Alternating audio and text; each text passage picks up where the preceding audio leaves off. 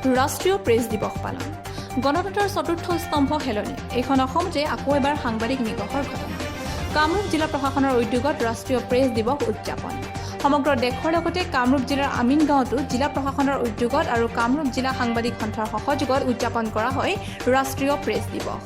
কামৰূপ জিলাৰ আমিনগাঁওস্থিত লোক নিৰ্মাণ বিভাগৰ পৰিদৰ্শন বঙলাত এক গাম্ভীৰ্যপূৰ্ণ অনুষ্ঠানত আয়োজন কৰা ৰাষ্ট্ৰীয় প্ৰেছ দিৱসৰ কাৰ্যসূচীৰ আনুষ্ঠানিকভাৱে আঁত ধৰে কামৰূপ জিলাৰ সাংবাদিক সন্থাৰ সভাপতি মধুসূদন মেধিয়ে। জিলা সাংবাদিক সন্থাৰ সম্পাদক তৰণী চৰণ কলিতাই সহযোগ কৰা অনুষ্ঠানত পৌৰোহিত্য কৰে কামৰূপ জিলাৰ উপায়ুক্ত কৈলাশ কাৰ্তিক এন।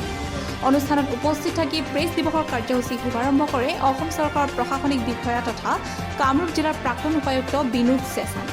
সমাজত সাংবাদিকৰ দায়িত্ব ও কৰ্তব্যৰ ওপৰত বক্তব্য ৰাখে চেছান ডাঙৰীয়াই।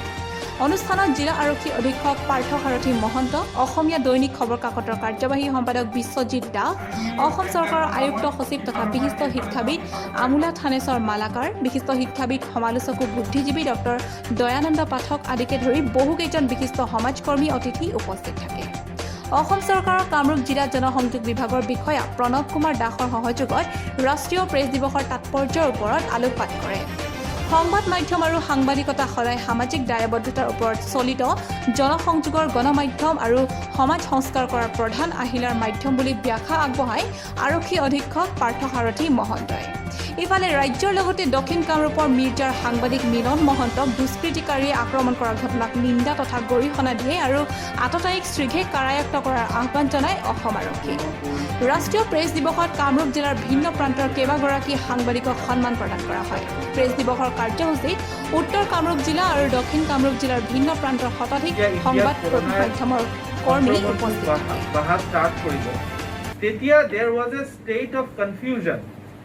মানুহবিলাকে বুজি পোৱা নাই কিয় আমাৰ লাইফ টাইমত যিমান জেনাৰেশ্যন এতিয়া জীৱিত আছে, এই গোটেই জেনাৰেশ্যন কেতিয়াও নিজৰ লাইফ টাইমত এনেকুৱা পেণ্ডেমিক দেখা নাছিলে।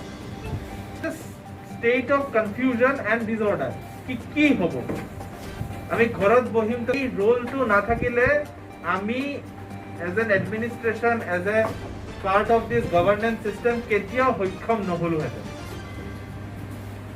তেতিয়া যেনেকৈ আপোনালোকে মানে একদম গ্ৰাছ ৰুট মানে পুৰা পৃথিৱীত হ'ল, মিডিয়াৰ ৰোলটো বহুত আছিলে।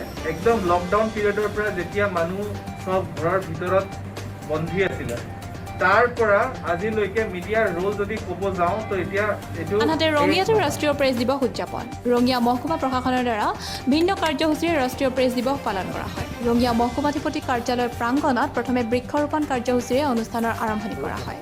বৃক্ষৰোপণ কৰে মহকুমাধিপতি IAS স্বপ্নীল পাল, নিৰ্বাচনী বিষয়া হৃদয় কুমাৰ, কমলপুৰ প্ৰেছ গিল্ডৰ সভাপতি পৰহেদ আলী আহমেদে। ইয়াৰ পিছতে মহকুমাধিপতি কাৰ্যালয়ৰ সভাকক্ষত সংবাদ মাধ্যমৰ ওপৰত COVID-19 মহামাৰীৰ প্ৰভাৱ আৰু সংবাদ মাধ্যমৰ ভূমিকা শীৰ্ষক এখন আলোচনা চক্ৰ অনুষ্ঠিত হয়।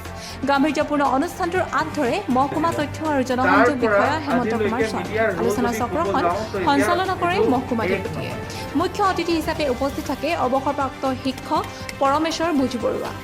এই অনুষ্ঠানতে ৰঙিয়া মহকুমাৰ প্ৰায়বোৰ সাংবাদিকক একোখনকৈ ফুলাম গামোচা আৰু কিতাপ কলমৰ টোপোলাৰে সম্বৰ্ধনা জনোৱা হয়। প্ৰেছ দিৱসৰ লগত সংগতি ৰাখি সাংবাদিকসকলৰ বিভিন্ন সুবিধা অসুবিধাৰ বিষয়েও উক্ত সভাত পৰ্যালোচনা কৰা হয়। সাংবাদিকসকলৰ সুৰক্ষা কিমান দূৰ সফল হ'ব সেয়া পাছতহে গম পোৱা যাব যে চৰকাৰৰ শোষণ নিষ্পেষণৰ দ্বাৰা গণতন্ত্ৰ শেষ হৈ যাব। কেমেৰা পাৰ্চন জগন্নাথৰ সহযোগত বকুৰ পৰা ধনমণি মেধি আৰু ৰঙিয়াৰ পৰা সৈয়দ মুস্তাফা আহমেদৰ ৰিপৰ্ট, নিউজ অসম 24। কাণ্ট্ৰিত বা অসমৰ নিচিনা ৰঙিয়াতে ডেন্সিটি পপুলেশ্যন ইমান হাই, তো এনেকুৱা এটা ঠাইত যেতিয়া আমাৰ কৰোণা সংক্ৰমণটো ৰখিব লাগে, তেতিয়া মানুহৰ জনাটো বহুত ইম্পৰ্টেণ্ট কি কেনেকুৱাকৈ আমি কৰোণা ভাইৰাছটো সংক্ৰমণৰ পৰা ৰখাব পাৰোঁ, আৰু এই ৰোলটো একজেক্টলি মিডিয়াই প্লে কৰিছে।